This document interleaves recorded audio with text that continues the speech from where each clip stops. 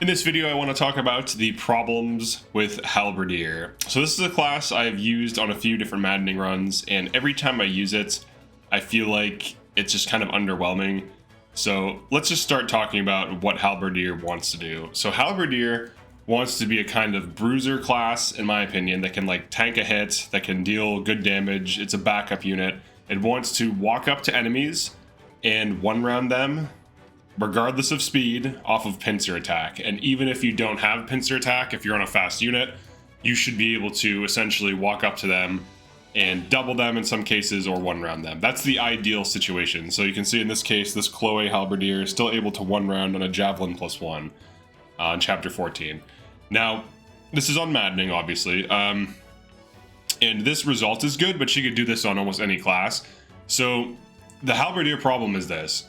You either have a very fast unit who usually doubles anyways, or you have a very strong unit who needs pincer attack set up on them. So those are the two extremes, I would say, because otherwise if you use like an average speed, average strength unit, you're not getting the consistent doubling outside of pincer, and if you're not using a high strength unit, you're not getting damage. So you either want doubling consistency off of speed, or damage consistency, so like high strength units and the speed doesn't matter, and you're looking to set up pincer attack. Now, pincer attack is part of the problem with this, because if you are advancing, it is very hard to set up pincer attacks, because an enemy or an ally has to wrap around an enemy in order for you to pincer. So essentially, you're going to need things with, 6 move, maybe 7, 8 move with boots being used on those units. And generally you're going to want like a flyer to like move in, kill something, and then maybe canter behind a target, and then the pincer can then move up. But obviously like terrain kind of gets in the way, so it's kind of tricky to set up on average. Now, can you set these pincer attacks up consistently with correct play? Sure, but you're probably going to need to like slow push and have enemies come to you.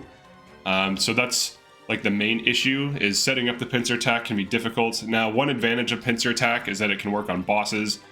So if you hit a boss with the high strength unit and you set up a pincer, you will double them.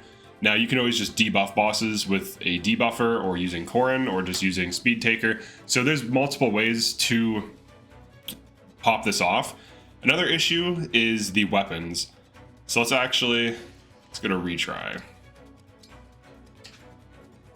Like, what weapon does Halberdier even want to use to get huge value, right? Like, of all the lances and spears, honestly, I'm just gonna start calling them spears, because they literally are spears. Lances is actually an incorrect term. A lance is like this long thing that like mounted knights use that's like made out of wood. But anyways, what kind of weapons do they even want? If we go to this Chloe, if you have the hero weapons, the hero lance rather, it's so light that its weight never matters. So if you're on a fast unit, this thing is basically optimal. Now, if you're not using that, let's say you want to use the well lance. Let's grab that. Now, it starts off heavy, but it doesn't start off that heavy. So it slows you down by 1, and when you upgrade it, it starts losing weight. So this thing is more expensive to upgrade than Fencelar. Fencelar you can hit to +5 pretty quickly. The well you usually get to like +3 to +4, and it costs more silver, but it's like similar stats. And of the two of them, Fencelar is cheaper to upgrade and generally better. So this is light, this is light. Silver Lance is the only thing that really comes to mind. I don't have one offhand, but Silver Lance is very expensive to upgrade and is generally worse than both Fencelar and the Well Lance when upgraded. Silver Lance is like the best lance that can double outside of like Brave. Now, you could go for a Brave lance pincer attack. This could be fine. I think this is really the only use case where going for pincer attacks on high strength units makes sense. So if you want to get the biggest value, it's probably going to be on a Brave weapon. Now, you're going to be getting doubled on counterattack. So like if you hit them, you double them with the first hit of the Brave, you get hit, and you double them, and ideally you kill them. So if that's the use case, it kind of makes sense, but you still have to set up the pincer attack. And I would argue there's better Brave builds than that. And also, Brave doesn't enemy phase at all, because it does low damage and just hits once. Like if you're on a slow unit, it's not going to return an attack. So like this Chloe, if she gets attacked, she'll double at 1 and 2 range, and usually one run whatever attacks her. so she can move in, attack something, and then tank. Now this is basically a Tamara build, and here's where this is kind of heading. For like one rounding and killing things, there's better builds for sure. I don't think Halberdier is it, but if you want like a kind of bruiser unit, like so Chloe is at 15 defense on Halberdier. She's actually much higher level than this. She's basically like level like 23. She was like a level 7 Wyvern, so she's like level 20 something. So let's look at Tamara. Let's look at her on picket, because this is where she'd be starting. So starting out on picket, she's 20 speed. Her strength is only 15, but Chloe had a strength booster, so she would be +2 as well if I use that strength booster, which is 18 defense, and she also has Sandstorm trigger. So this is basically like the same thing as Halberdier, but it has like built-in tanking, and if you use the Well Lance or the Hero's Lance, both of which are very strong, you can consistently one round and then use Javelin to enemy phase. So I feel like Halberdier is basically just like a worse bruiser picket, and there aren't really many use cases that make sense because you can't double with great weapons. The only thing you could really double with that would be big value, that would be too hard to do because of weight, or the unit's too slow, would be like Silver or maybe Brave Lance.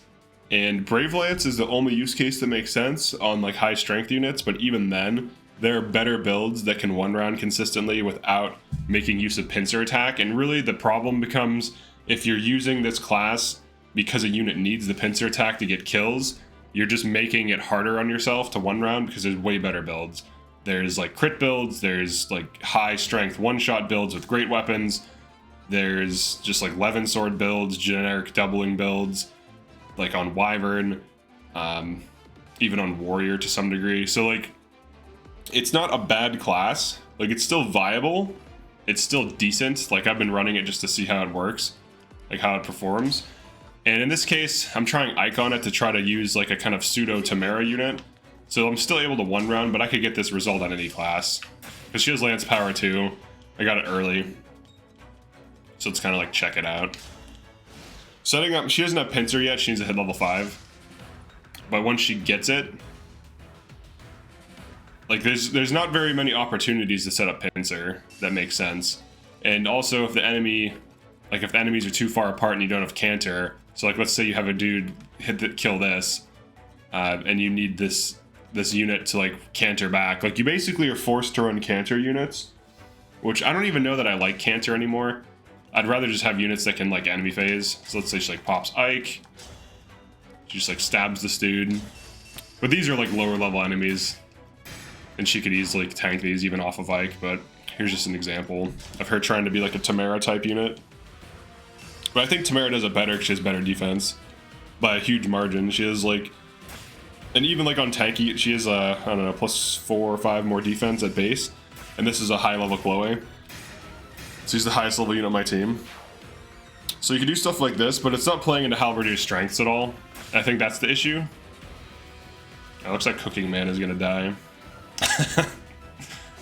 I know, he survived. Alright, nice.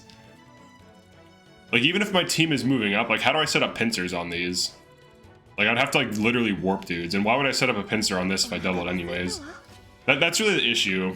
Like, the units that benefit the most from it, like, high-strength units, are probably better off going for, like, one-shot or crit builds. Brave Lance, like, it's cool to Brave Lance in quad, but there's even a Tamara build that uses Brave Lance that's better. Oh, she has no items. So I'm not using her in this run, so she's just standing there. But you can run like Sigurd on her, and she can get her build up, and she can Brave Lance pretty consistently, and trigger Sandstorms as well as like leverage Lance power. So there's definitely better things. But yeah, that's it for this one. I just wanted to talk about Halberdier and why I don't think it's the best thing. And it's a cool idea. Like, pincer attack can theoretically have a lot of value, but when you actually have to use it, like, you can't pincer most of these unless you warp. And even then, like, I don't think she can survive all these units. Like, if she goes in, that's the other problem with pincer. It's like, if you want to double something on like with a slow unit with high strength on pincer, you're at the mercy of the enemy positioning. And if you warp a dude behind just to get a kill, I don't know how you're gonna get all these kills and then tank that. That's kind of crazy. You're basically putting yourself in danger for no reason. Now, is it fun? Yeah, it's pretty fun, but it's not really good. Alright, that's it for this one. Definitely like and subscribe. Peace.